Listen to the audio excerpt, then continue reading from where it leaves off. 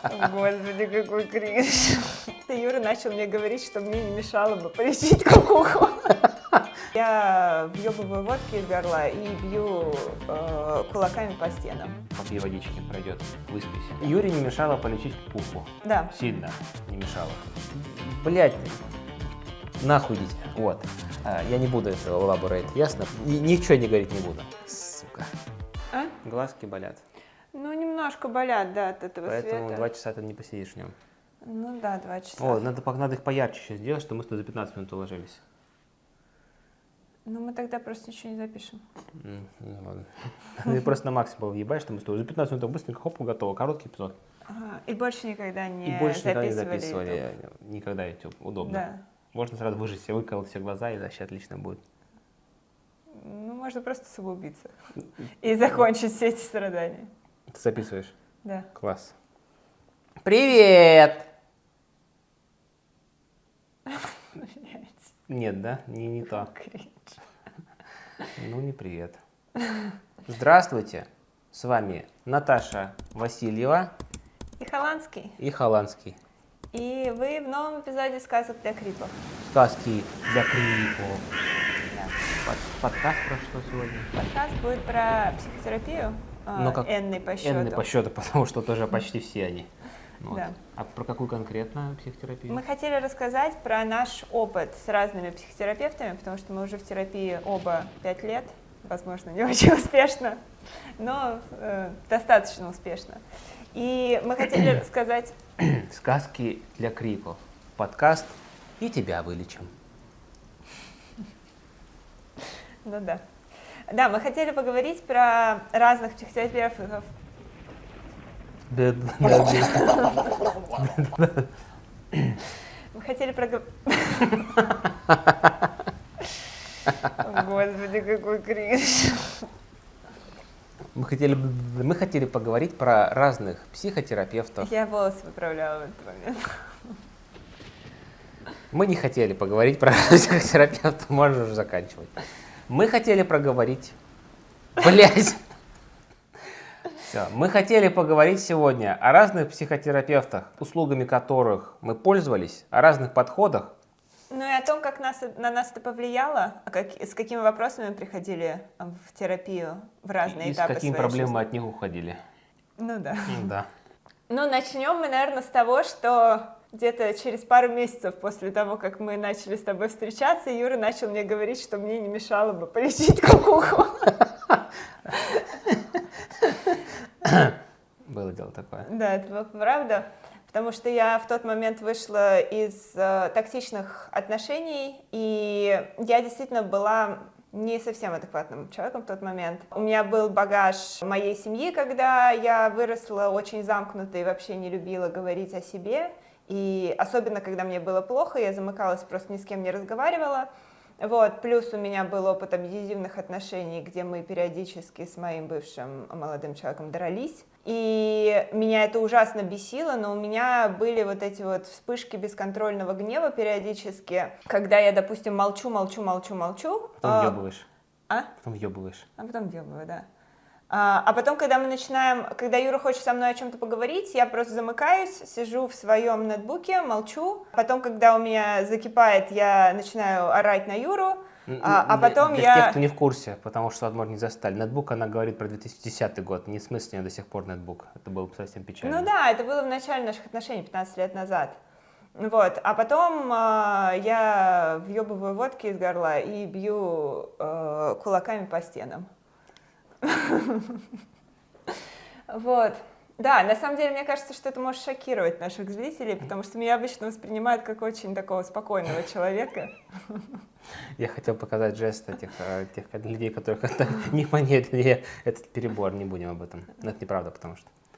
Вот. Ну, в тот момент, возможно, и мог показать. Мог показать, в принципе, но, может быть, чуть-чуть. Вот. Ну и проблема была в том, что мало того, что я была сумасшедшая, так у нас еще и как-то наши общие проблемы состыковывались таким образом, что, допустим, если мой защитный механизм был замыкаться в себе и ни о чем не говорить, Юрин защитный механизм был выяснять здесь и сейчас. Если бы Юра, например, оставлял бы меня в покое на какое-то время, возможно, мы могли бы о чем-то поговорить. Но из-за того, что Юра хотел выяснить все в моменте здесь и сейчас, то все это приводило к ужасным скандалам и так далее. Вот, но, собственно, да, Юра мне говорил, иди полечи кукуху, что было бы, наверное, неплохим советом. Мне действительно стоило бы не вступать тогда в отношения и пойти полечить кукуху. Если у тебя были бы деньги на это еще. Во-первых, если бы у меня были на это деньги. Во-вторых, если бы у меня не было на это стигмы. В-третьих, если бы я была вообще другим человеком, который бы мог с кем-то о чем-то говорить.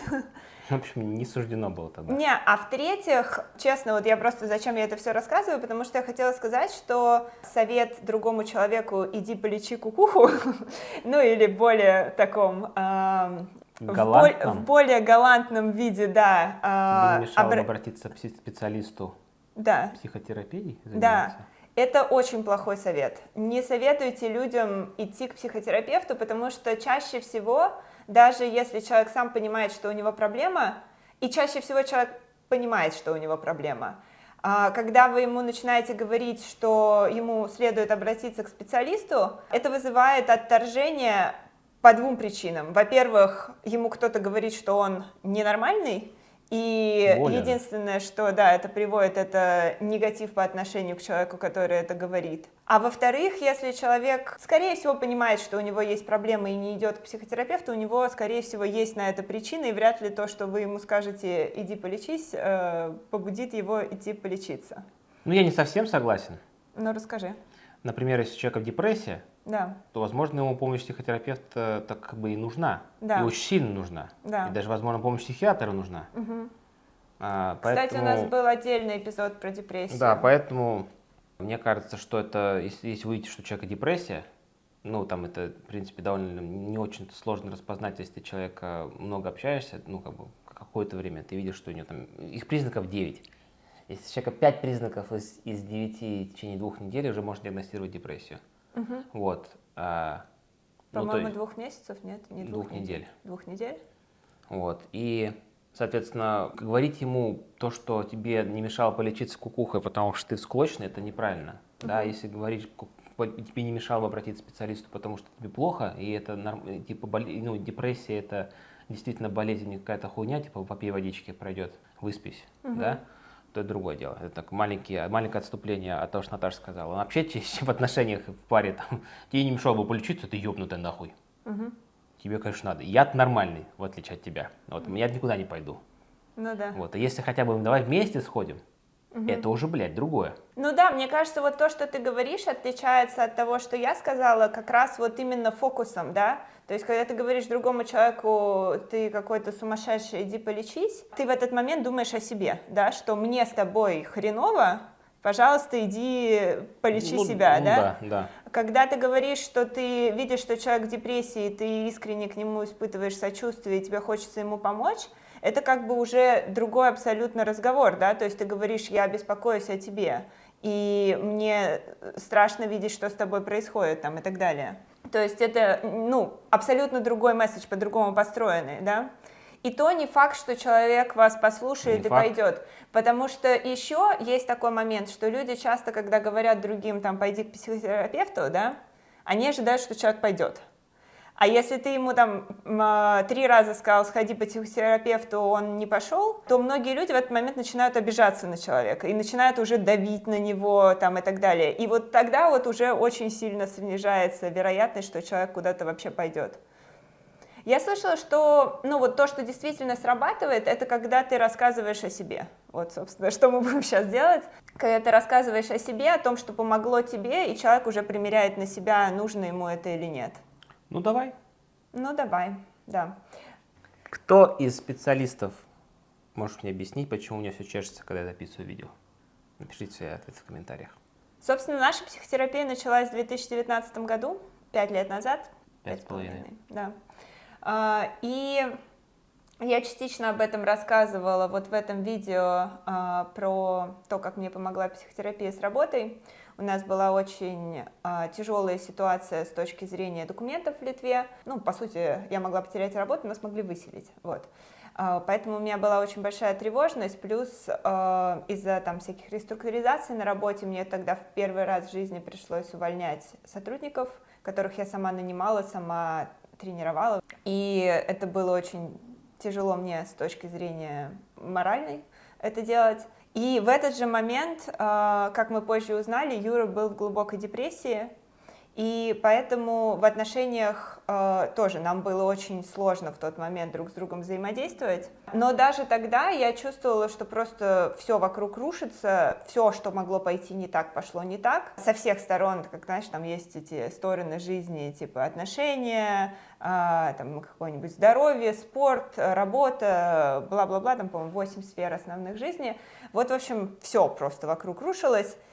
И даже в тот момент я не собиралась идти в терапию, опять же, по двум причинам, потому что, во-первых, деньги, то есть у нас какие-то деньги уже в тот момент были, но была очень сильная финансовая нестабильность, потому что я боялась, что я в любой момент могу потерять работу. И стигма.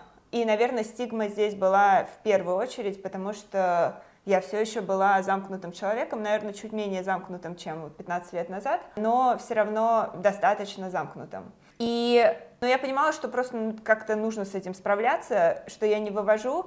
И начала я просто с просмотра YouTube-канала. Я смотрела тогда Евгению Стрелецкую. Она сейчас ведет свой канал на украинском. Но в тот момент у нее был русскоязычный канал.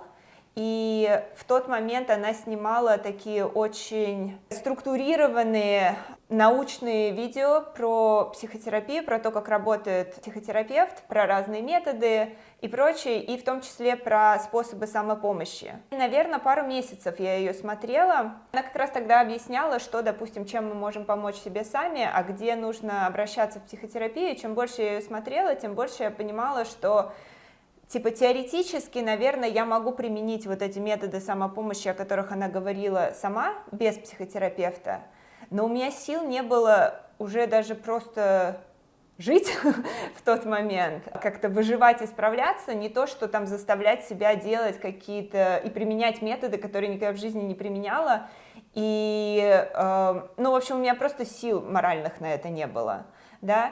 И плюс мне хотелось какой-то поддержки, да. Тогда, собственно, я помню, несколько месяцев я ходила, варилась в этом всем и думала, но потом в какой-то момент она провела стрим, где она рассказывала про своих учеников, которых она могла бы посоветовать, потому что ее часто на канале спрашивали, ведет ли она сама сессии. Она говорила, что нет, уже не ведет, но вот она посоветовала своих учеников в каком-то из стримов. И вот среди них я нашла нашу первую психотерапевтку, к которой я пошла сама в первую очередь. Я чувствовала, что Юре тоже нужна помощь, потому что ему было капец хреново, но я понимала, что... Полечить кукуху надо было. Да, но зная наш пример, который был 10 лет назад, когда Юра мне говорил, иди полечи кукуху, естественно, никакую кукуху я не лечила, я подумала, что говорить Юре, иди полечи кукуху, не стоит.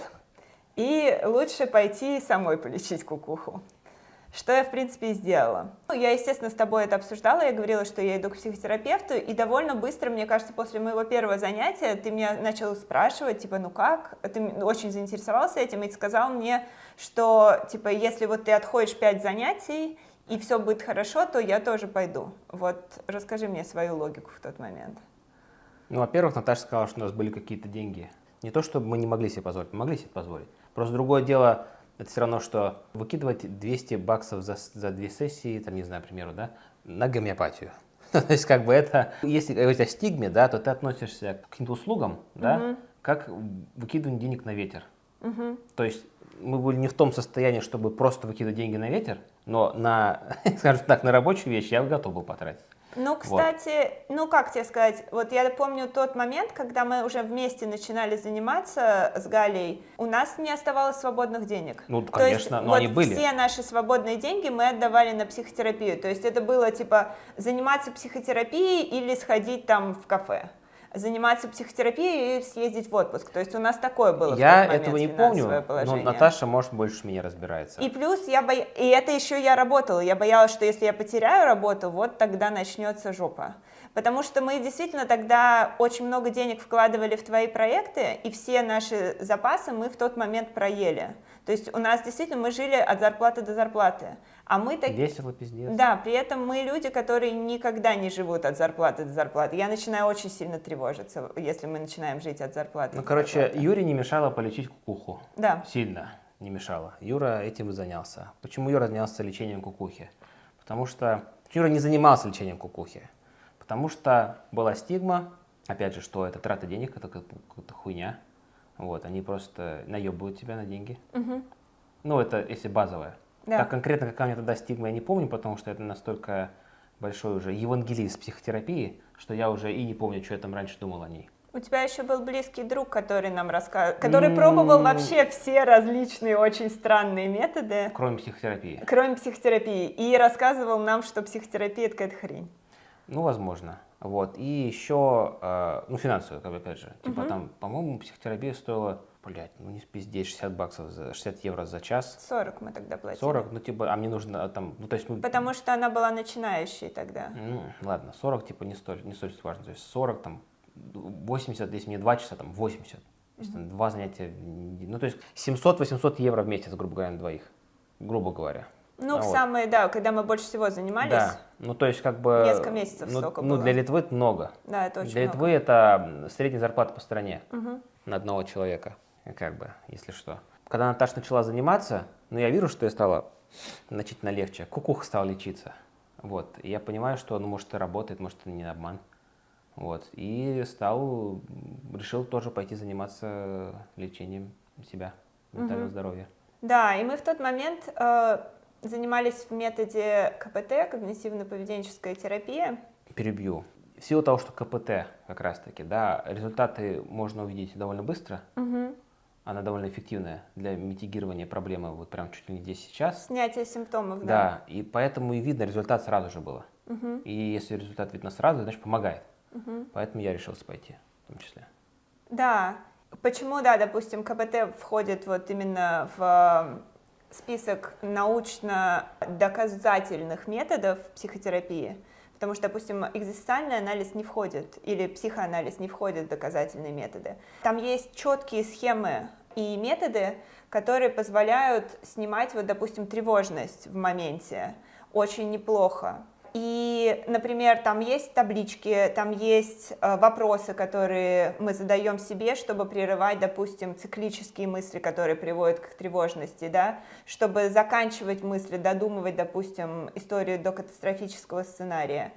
И эти вещи сложно заставить себя применять самому, но когда ты проговариваешь это с терапевтом, и когда ты видишь, что тебе становится легче, ты начинаешь их применять, и более того, этот метод, он очень сильно структурирует мышление. Минусом его говорят о том, что, возможно, это действует в моменте, оно тебя успокаивает, и потом ты теряешь мотивацию дальше что-то делать, менять свою жизнь. Ну, там, через какое-то время, когда у тебя вроде как вот этот острый период, он более-менее снят. Но мы с Юрой были в тот момент в такой жопе, что нам просто нужно было как-то менять свою жизнь. И я прям чувствовала, что вот если у меня до этого не было никаких сил вообще что-то делать, а список задач у меня был огромный, просто вот сам вид его вызывал у меня какой-то ужас и тревожность, то вот это вот разбиение на задачи, разбиение на таблички, разбиение на какие-то вопросы продумывания приоритетов и так далее. Ну и, наверное, я до сих пор применяю какие-то методы КПТ в своей жизни, когда вот прям меня накрывает тревогой. Но, кстати, это бывает не часто, потому что я, в принципе, человек не очень тревожный по жизни. То есть меня накрывает тревогой тогда, когда у меня в жизни происходит жопа. Везет. При этом, да, Юра как раз тревожный человек. Но, допустим, 13 вопросов сократического диалога, вот, да, когда у меня начинаются какие-то циклические мысли, я вот до сих пор открываю их и начинаю себе их задавать. И вот первые где-то несколько месяцев ушли на то, чтобы хоть как-то упорядочить все, что у нас происходило в жизни, и более-менее придумать план, как мы живем дальше и так далее, и снять вот этот момент, когда там завтра нас могут выселить из страны. И после этого в этом же методе, в КПТ, я начала разбирать свои намного более старые травмы, про которые мне Юра еще говорил там 15 лет назад, с моими бывшими отношениями. Да, с травмой насилия. Про насилие мы тоже говорили в отдельном эпизоде. И на самом деле КПТ мне действительно помогло проработать травму. То есть мне кажется, что где-то 9 месяцев в общей сложности я занималась непрерывно вот каждую неделю, и очень многие травмы и с отношениями, и более детские я в нем проработала. Расскажи про себя. В смысле, что... Про метод. Как тебе было в методе КПТ? Что он тебе дал? Ну, у меня подходы свои были к психотерапии, скажем так, типа, я сказал своей психотерапевтке, что я расскажу тебе всю свою жизнь, потому что это несправедливо, ты меня лечить будешь, не знаешь, что это такой. Я ей сказал, я родился в 89 году, там-то. И начал ей недельки так 3, по 2 раза в неделю. У нас было 2 двухчасовые сессии в неделю поначалу. 2 двухчасовые? 2 двухчасовые. Я даже не помню. Хорошо. У нас была одна сессия одночасовая. Я говорю, а давай 2. Потом после 2-часовой сессии, а давай 2 двухчасовые. И вот в течение 2 двухчасовых сессий рассказывал ей недели так 2 или 3, а может даже 3 месяца о том, что вообще кто я такой. Все рассказал вообще. То есть я не скрывал практически ничего.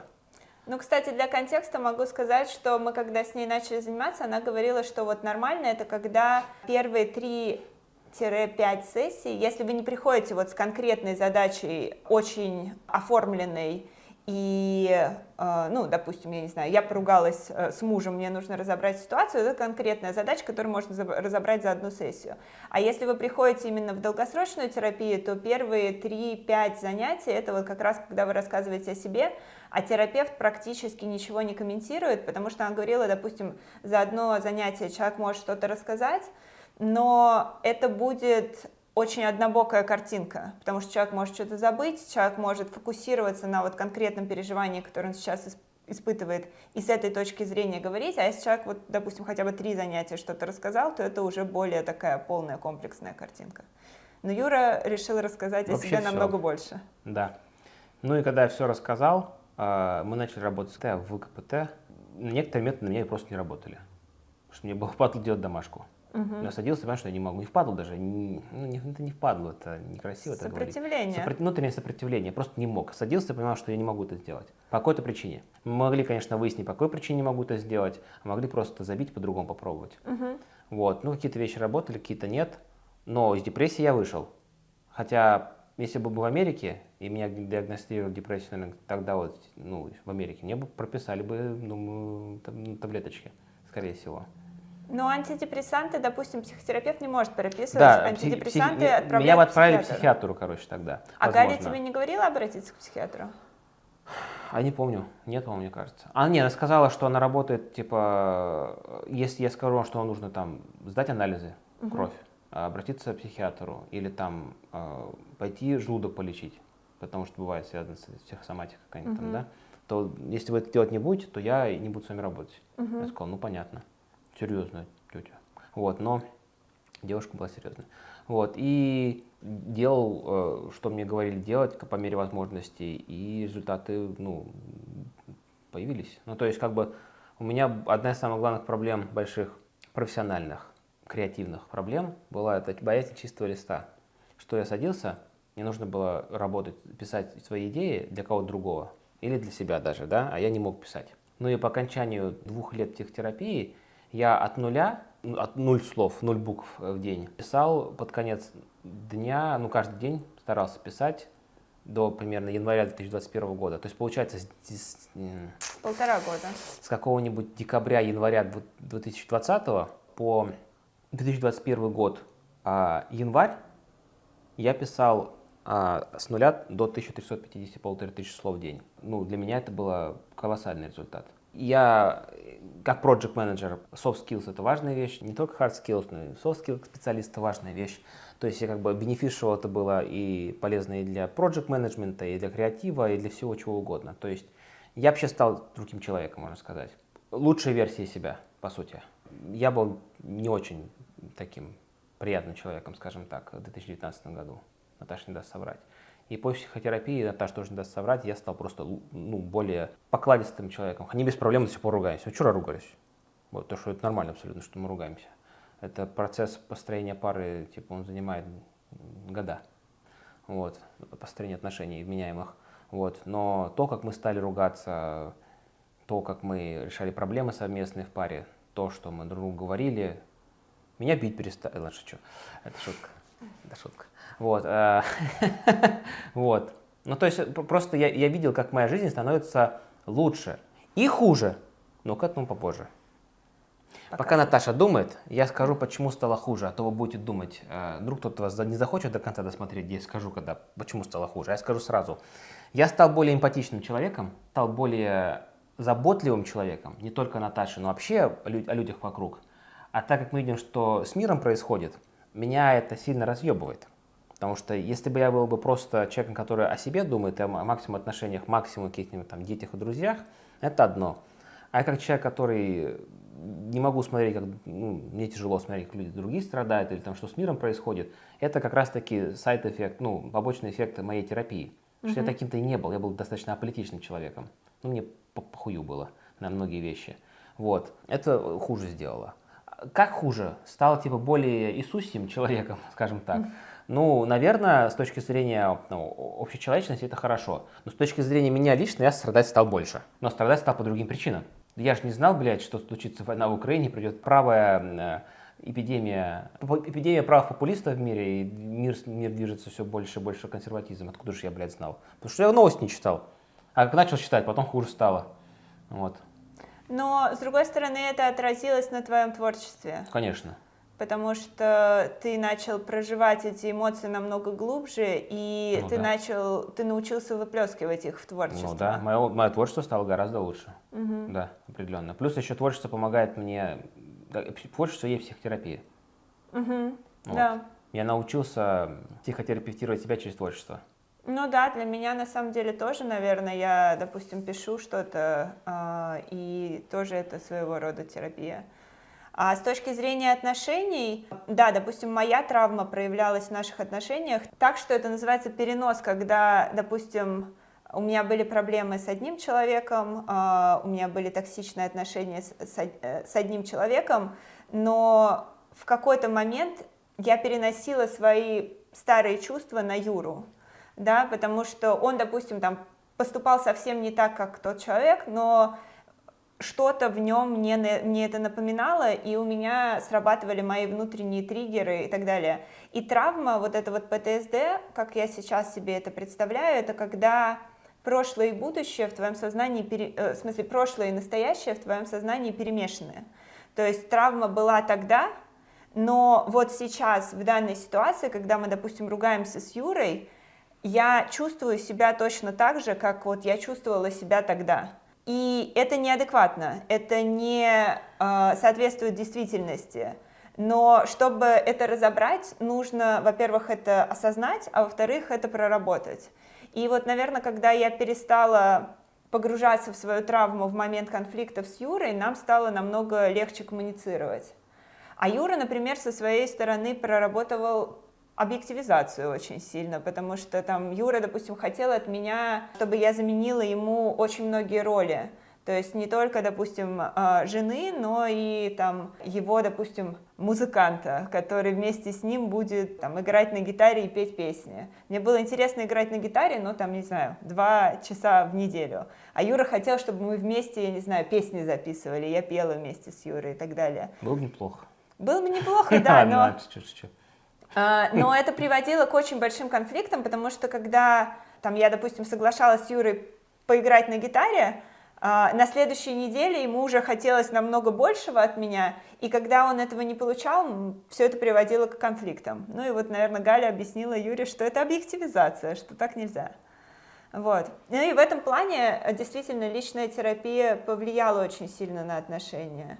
А потом у нас умерла собака. И мы тоже об этом отдельно рассказывали вот в этом эпизоде. И мне кажется, что огромная была заслуга терапии в том, что мы в этот момент сблизились, что мы поддерживали друг друга, а не замыкались каждый в своем горе и не отстранялись друг от друга. Да, как говорили мне родители, сравнивать собаку с человеком – плохая идея. А при чем тут это? А просто так решил спиздануть. Я просто недавно разговаривал на тему слегонца и затронулся, что типа нельзя сравнивать потерю собаки с потерей человека. Ну, может, конечно, и нельзя, но при всем при этом испытывал я чувство, не как будто потерял ребенка. А, как правило, пары, не как правило, а довольно не редко пары расходятся после потери ребенка.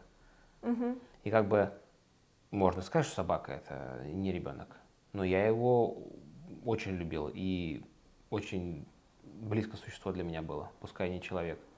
Ну, то есть я могу предположить, что мы могли бы расстаться из-за этого. Ну да. Ну, в редком сценарии, но конфликты и проблемы прочие 100% были. Но мы прошли вообще без них. То есть, ну, прям вообще без них, и мы сильно сблизились. Да, мы очень круто друг друга поддерживали в тот момент. Я прям помню, что мы действительно там рыдали. Вот полдня я рыдала, Юра меня поддерживал, полдня Юра рыдал, и я его поддерживала. Но мне кажется, что это просто вот как любое такое потрясающее, суперстрессовое событие. Не потрясающее. Потрясающее тебя, как это сказать? Встряска. Встряска. Событие встряска. Да. О, бездомный кричит. Мякотка. Welcome to Seattle. Ну, может, не факт, что бездомный, кстати. Надо пойти посмотреть. После проведения следственной работы следствие выяснило, что это хуй знает, кто был. Неизвестно, кто орал. И что орал. Класс. Кто-то Профессиональный детективный анализ. Я говорила о том, что любое стрессовое событие, которое выбивает у вас почву из-под ног и очень сильно меняет уклад жизни, оно не может не отразиться на отношениях. И в этот момент мне кажется, что просто не получается жить так же, как вы жили до этого, потому что оба переживают очень глубокую эмоцию в этот момент. И чаще люди начинают больше ссориться в этот момент, потому что они не знают вот эти вот механизмы правильного взаимодействия друг с другом. Да, и сложно в этот момент залезть в голову другому человеку, потому что ты сфокусирован больше на своих собственных эмоциях, да. Наверное, мы в тот момент, вот, кстати, это были наши первые с тобой парные сессии терапии, когда мы приходили к Гале и вот вместе рассказывали, что мы чувствуем. И вот, наверное, тоже эти сессии нас сближали.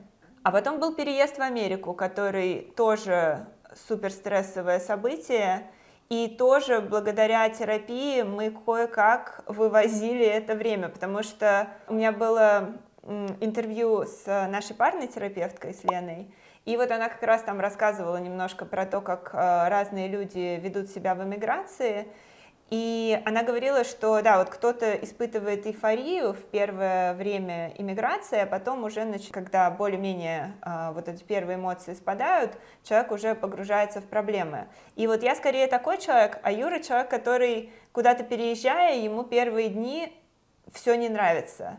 И это вот создает у него очень сильную тревогу, но эта тревога для Юры продуктивная, потому что это для него побуждение к тому, чтобы быстро все порешать. И я помню, что мой запрос в терапию тогда, как раз, когда мы приехали в Америку, был, что мне безумно все нравится, мне очень классно, я проживаю там, можно сказать, самый счастливый период своей жизни, потому что я хотела попасть в Америку в тот момент, а рядом со мной партнер, который просто бесконечно ноет, и ему все не нравится, и он просто портит мне самый крутой период моей жизни.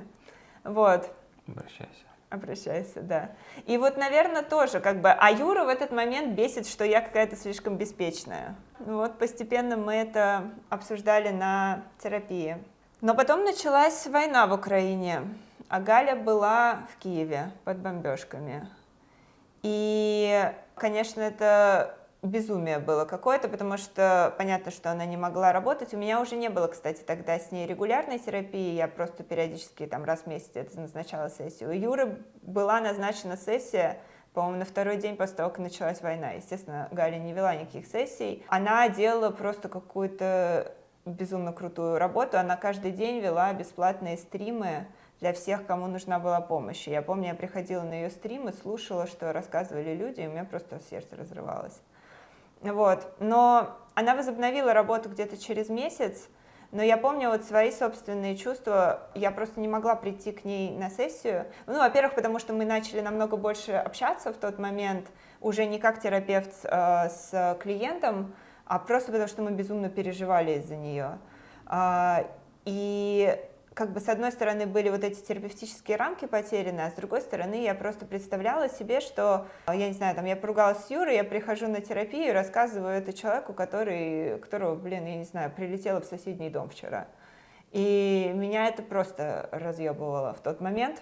Но терапия нам была нужна, потому что война в Украине, я помню вот эти первые месяцы, но это был просто микс из совершенно ебанейших эмоций, очень сильного экзистенциального стыда, чувства ответственности за то, что мы уехали в 2014 году из страны, понимая, что там происходит какой-то пиздец. Мы уехали, ничего не сделали, и мы знали, что все это идет... Понятно, что я не ждала, что начнется война в Украине, я думала, что это блеф. Но мы понимали, что все идет к какому-то очень трагическому концу. Такое ощущение у меня было, наверное, года с 16-го. Но мы выбрали оттуда уехать, ничего не делать, и вот меня накрывало постоянно вот этой ответственностью. Честно, у меня в тот момент было ощущение, когда я выходила на улицу, в Америке на самом деле, ну вот в Европе, наверное, война чувствовалась намного больше, чем в Америке на улицах. Но я выходила на улицы, и я не понимала, почему, блин, все происходит как обычно. Люди просто куда-то идут, там, не знаю, ездят машины и так далее. У меня в тот момент было ощущение, что если бы ко мне просто кто-то подошел и начал меня пиздить за то, что я русская, у меня было ощущение, что вот это вот так оно и должно быть. Что-то не очень правильно, короче, у тебя происходило. Да, и при этом я понимала, что я должна что-то сделать, я должна как-то помочь, но вот эти вот все абсолютно ебанейшие чувства не позволяли мне вообще ничего с этим сделать. Наташе нужно опять лечить кукуху было. Вот, резюмируя это все, чтобы не запугивать людей. Вот, опять нужно было лечить кукуху. И Наташа решила, что пора опять лечить кукуху самостоятельно. И пошла к психотерапевту в США. Да, у нас была страховка медицинская, здесь страховка включает в себя психотерапию, и я решила, что раз уж такое дело, можно попробовать американского специалиста. Но только закончилась пандемия, была очень большая нехватка специалистов, и плюс я хотела офлайн попробовать, потому что с Галей мы занимались онлайн.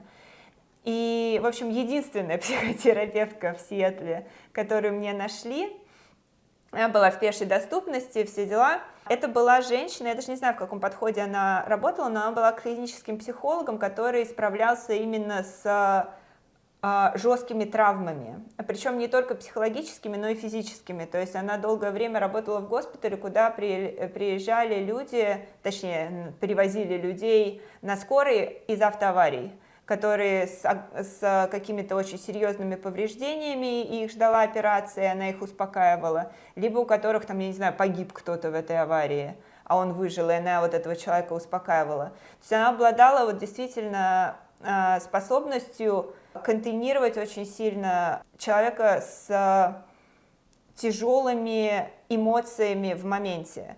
И вот это, наверное, мне безумно помогло. Это вот то, что мне было в тот момент нужно, просто прийти и кому-то вылить вот этот вот скоп очень таких необработанных, очень тяжелых эмоций. Вот, и это мне прям помогло. Но у нее были... Как поделиться коктейлем «Больная кукуха» с ней, чтобы попила немножко. Да, и она действительно за, наверное, сессии 4-5 меня более-менее успокоила. И Юра к ней пошел. И я к ней пошел. Да, причем, кстати, в Америке это считается неэтичным, когда один терапевт обоих супруг терапевтирует. Я помню, я у нее сначала спросила, что моему мужу нужна терапия, она такая: нет, я не возьмусь, типа, это неэтично. А потом через, по-моему, 1 или 2 сессии она такая: ну ладно, я поговорила со своим супервайзером, типа, действительно нету психотерапевтов, я понимаю, что ему нужна помощь, типа, я возьмусь. То есть вот так вот было. Ну и расскажи про нее.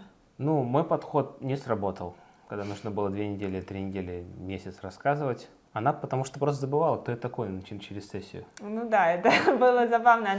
Она записывала что-то, но типа она просто, человек уже в возрасте. Вот. Я не знаю, были ли это проблемы с памятью или проблема с, похуй или не похуй ей было. То есть какой у нее подход, я точно не знаю до сих пор. Вот. Но я просто ей рассказываю что-то, Через раз прохожу, через неделю прихожу, 50% фактов, что я рассказал, забыто.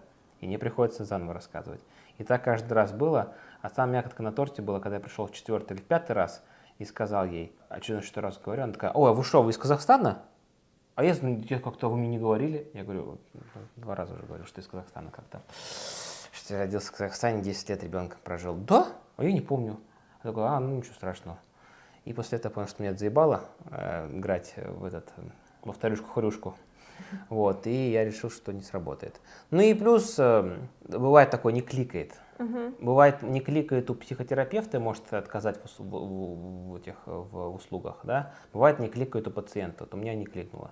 Ну, у психотерапевта там не то, что не кликает, это просто человек может не работать, допустим, с вашими конкретными проблемами. Да, ну то есть, ладно, окей, типа там ты пришел с глубокой депрессией, хочешь себя выпилить, а человек просто не работает. Да. Вот. То есть, да, просто люди иногда воспринимают это на свой счет, мне кажется, когда от меня даже психотерапевт отказался. Не, он просто не работает с такими проблемами. Ну да, тяжело ему, нет инструментов.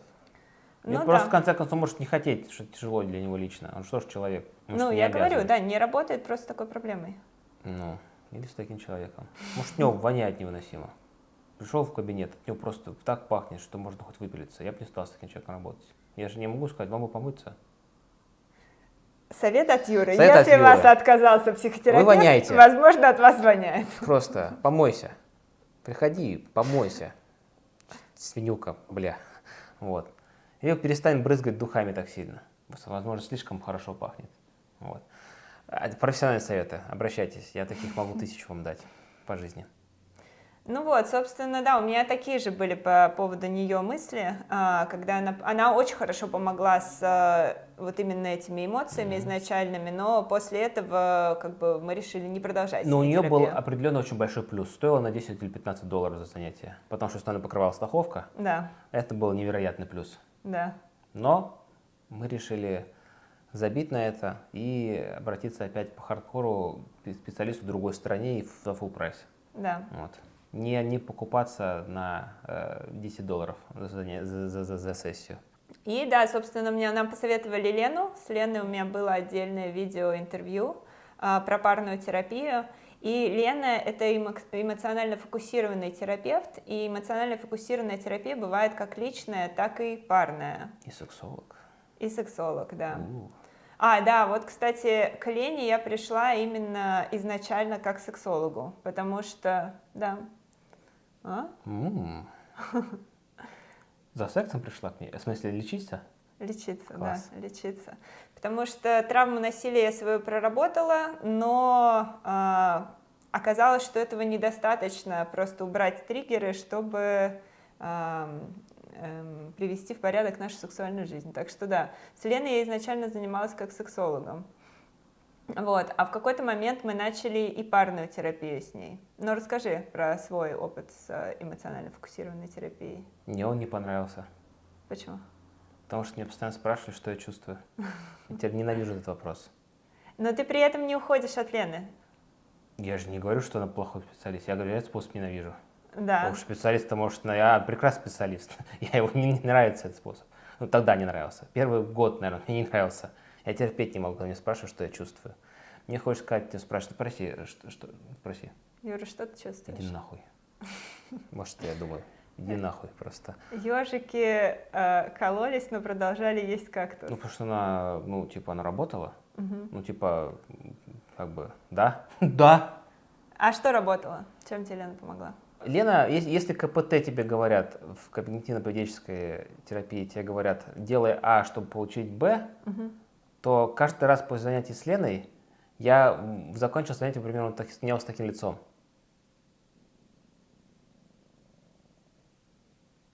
Типа я не понимал, что произошло, я просто не отдуплял. Лена, если ты смотришь, не обижайся. Вот, я просто не понял, нахуй, что произошло. Чем мы занимались, блядь, час? Я не понимаю. Но проходило какое-то время, это наталкивало меня на мысли, на самоанализ, на рефлексию и помогало. Вот. Сильно помогало. Просто не очевидно. Казалось, что ты просто выкидываешь нахуй время на ветер. Но это неправда. Просто я никогда в таком не работал. И, наверное, из-за того, что когда меня спрашивали, что я чувствую, я хотел послать человека нахуй, и это было частью проблемы.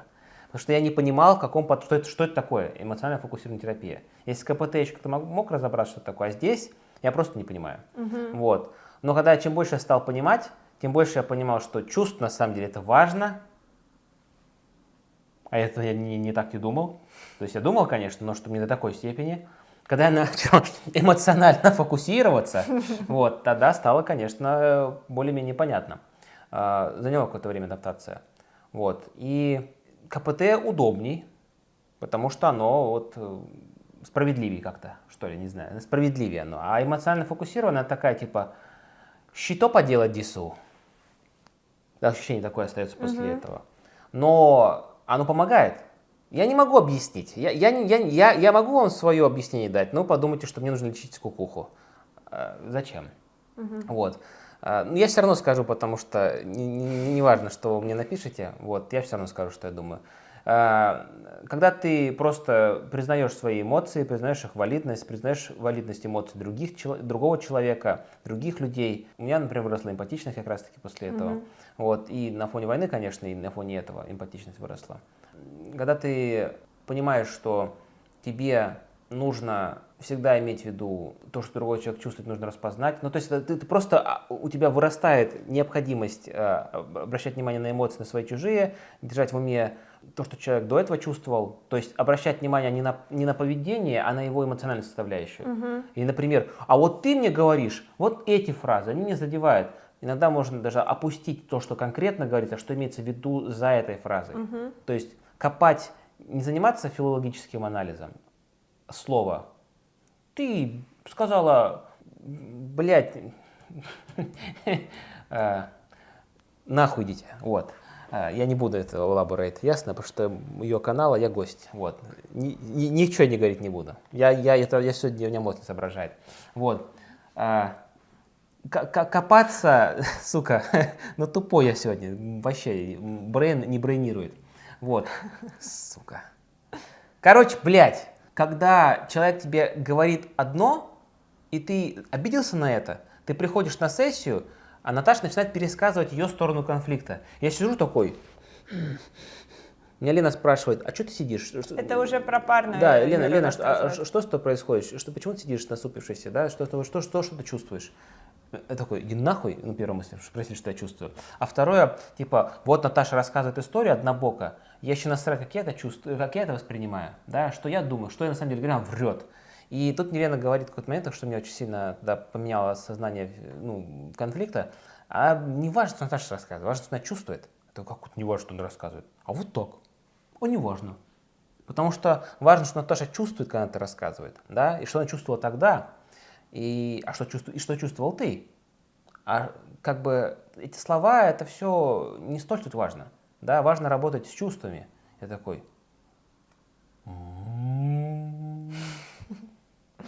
Реально. Вот. И осознание вот того, что как бы следить, нужно как бы не за конфетой, обверткой, за начинкой смотреть, и сфокусироваться на этой части начинки, да, для меня это не очевидно было вообще. Вообще не очевидно было, потому что я думал, что вот если мы правильные вещи говорить друг другу будем, то все само собой разумеется. Если мы с тобой не общаться по кодексу, по уставу будем общаться. Причем, кстати, я помню, что мы пытались с тобой общаться по уставу, и тебя каждый раз бесило, потому что я тебя, допустим, спрашивала, Юра, что конкретно я должна тебе сказать? По какой статье говорить? А я должен придумать эту статью. Да, а ты мне говоришь, говорю, ты что, робот, что ли? Почему ты что, сама статью придумать не можешь? А Наташа, возможно, сама не хотела ее придумать, а может, она и не могла это придумать, эту статью. Может, она не понимала, какую статью надо писать. Да. Вот, короче, мы пытались с ней заскриптовать наше взаимодействие, как у два робота, но не получалось. Вот, а когда мы перестали заниматься, потому что стали заниматься EFT, эмоционально фокусированной терапией, стало по-другому. Да, и причем, как Юра говорит, да, КБТ, оно более прозрачное, то есть ты ответил на вопрос, заполнил табличку, все в своей голове структурировалось, да? Ну, да. А тут, как бы, да, ты начинаешь просто глубже анализировать, и здесь нету там четких конкретных вопросов, кроме вопроса, что ты чувствуешь, да? Здесь именно есть то, что тебя заставляют формулировать для себя собственные вопросы, да, и с точки зрения своих чувств, и с точки зрения чувств другого, если мы говорим о парной терапии, да. И мы вот с Юрой, собственно, позанимались, наверное, где-то полгода с Леной личной терапией изначально, а потом пошли на парную к ней.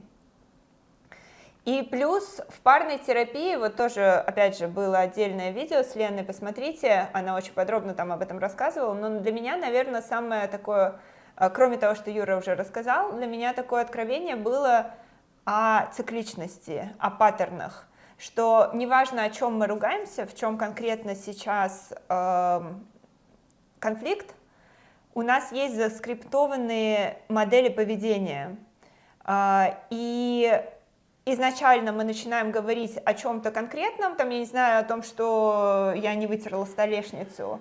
Да ладно, вот самый ебаный пример привела. А почему? Ну, Ну это обычный пример, да. Ну, хорошо. Вот, о том, что я не вытираю столешницу. А дальше мы уже переходим в то, что у меня есть реакция, которая триггерит Юру, Юра в ответ мне выдает реакцию, которая триггерит меня, и уже мы оба в триггере, и когда мы оба в триггере, мы не можем друг с другом нормально разговаривать, потому что я думаю, что он охуел, меня обидел, Юра думает, что я охуела, его обидела, и все. И мы уже замыкаемся в себе. То есть в этот момент нам хочется уже не выяснить конфликт, не найти решение, а наказать партнера за то, что он ведет себя как скотина. Ебальники набить друг другу. Да. И вот, собственно, циклы и паттерны — это то, что нам Лена показывала на семейной терапии. И с Леной мы, на самом деле, до сих пор занимаемся. На этой неделе. Да, на этой неделе занимались, на следующей будем. И на Так следующей что будем. у нас... Как-то мне казалось сначала, когда мы начали заниматься, что окей, ну, наверное, вот когда я поняла, что у нас есть циклы и паттерны, я думаю, ну, у нас, наверное, там 2-3 паттерна каких-то. Хрен там был. Их намного больше. Вот. Ну, когда ты живешь 15 лет вместе, из них ты занимаешься терапией только 5, 10 лет эти паттерны успели нарождаться, наплодиться.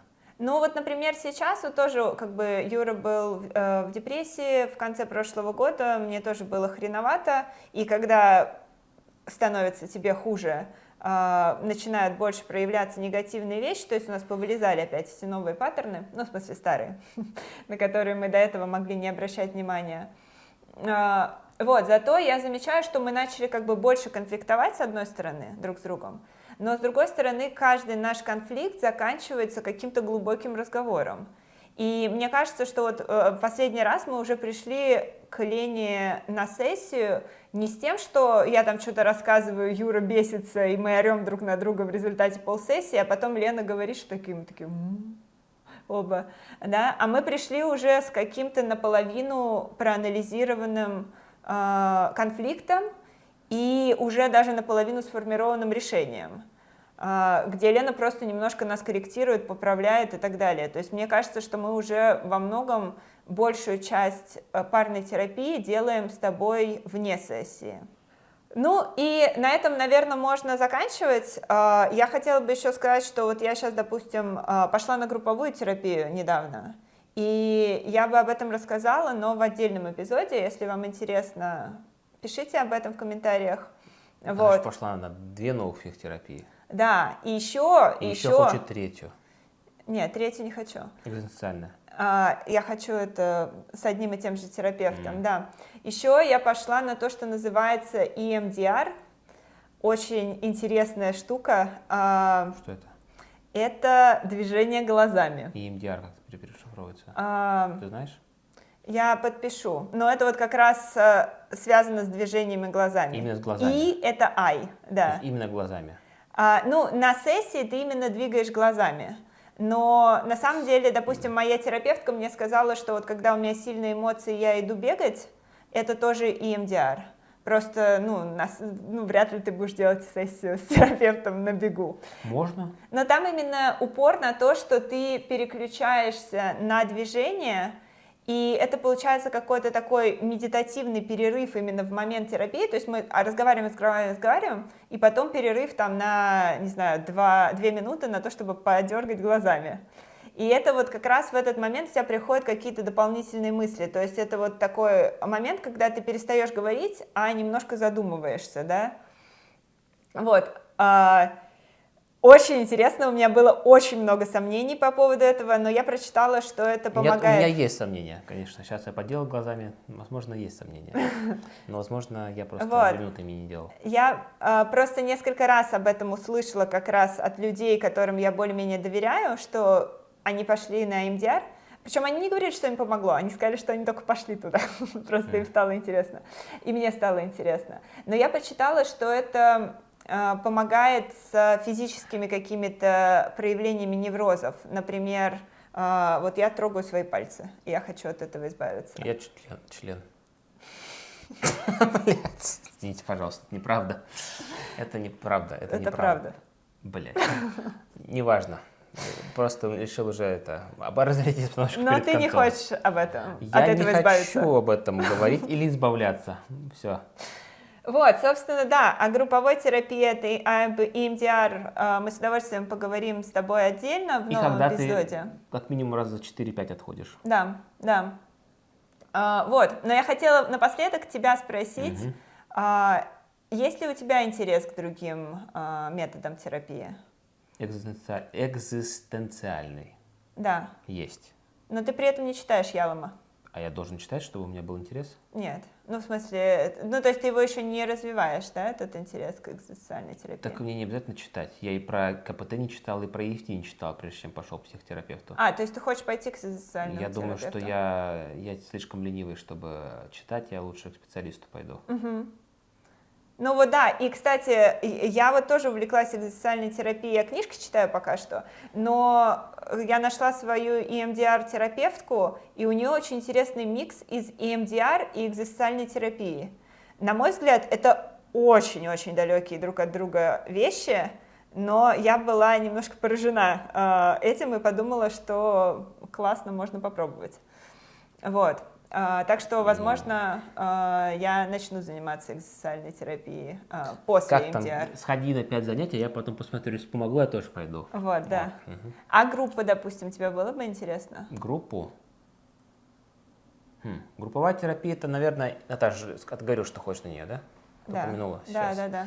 Да, ну, Наташа, мне кажется, просто про групповую терапию интересно, если Наташа просто ты бы рассказала отдельно. Хотя можно и со мной. Вы напишите в комментариях, хоть кому-нибудь это интересно, если кому-то интересно, мы запишем. Не, давай вместе запишем, ты поговоришь про свои А вообще, планы. даже, возможно, если вам интересно, мы тоже запишем, но попозже. Хорошо, давай заканчивать. Давай заканчивать. Оставляйте свои комментарии и вопросы. Лечите кукуху. Простите. Если вам нужна помощь, вы чувствуете, что вам нужна помощь. Психотерапия – это не панацея от всего вообще, что в вашей жизни произошло, но это хорошее начало. Это во-первых. Во-вторых, если вы пошли к психотерапевту, и вы чувствуете, что вам делает хуже, не ходите к этому психотерапевту, ищите другого. Универсальный совет, если вам на первом 2 занятии, когда вы не пришли с конкретной проблемой, и вы умоляете, что вам помогли сейчас, а вам помогают без этого, это плохой психотерапевт. Психотерапевт, по моему мнению, первые 2-3 занятия должен молчать и слушать вас. И это не значит, что он всегда будет молчать. Они, она, оно всегда будет молчать. А то, что это просто хороший подход. Послушать, узнать, кто вы такой, чтобы не делать поспешных выводов. Вот. И если у вас еще будут вопросы по психотерапии, как подобрать психотерапию, или вопросы, какого психотерапевта посоветовать непосредственно, в котором мы работали, которого мы знаем, пишите в комментариях или в личку Наташи, или куда-нибудь еще. Вот. Ментальное здоровье – это настолько же важно, как здоровье любых других органов. Вот. И качество жизни, когда у тебя вылечена башка, сильно повышается, значительно повышается. Больших успехов по жизни можно достичь, можно лучше отношения построить, меньше ебать мозги детям или кому угодно, друзьям. Ну и вообще просто это хорошо быть здоровым. Больным быть не круто. Я как человек сам, как больной человек, говорю, больным человеком быть не классно. Да, а от себя тоже хотела добавить, что есть разные методы терапии, да, и вы можете подбирать его под себя, потому что, мне кажется, каждому подходят разные вещи. Но у меня было интервью с психотерапевткой Шеленой, тоже оставлю здесь, И когда я ее спросила про методы, она мне сказала, что разные есть исследования про разные методы, да, есть более доказательные, менее доказательные, но даже если они не доказательные, это не значит, что они не работают, они, возможно, просто работают на более длинном промежутке времени, чем когда их замеряют. Но главное — это личность психотерапевта, потому что психотерапевт, по сути, выстраивает с вами отношения, которых у вас никогда не было, да, и показывает вам, как по-новому формировать связи с другими людьми, да, через свой пример. И поэтому самое главное — это чтобы вам было комфортно с этим психотерапевтом, и чтобы вам было комфортно в этом методе. То есть, если вы чувствуете, что что-то не так, то не бойтесь экспериментировать, не бойтесь менять, не бойтесь пробовать другие методы. Даже если вам говорят, что вот этот метод помог мне, это не значит, что он поможет вам точно так же, как он помог мне. Если ваш психотерапевт начинает до вас домогаться, не ходите к нему больше. Ой, да.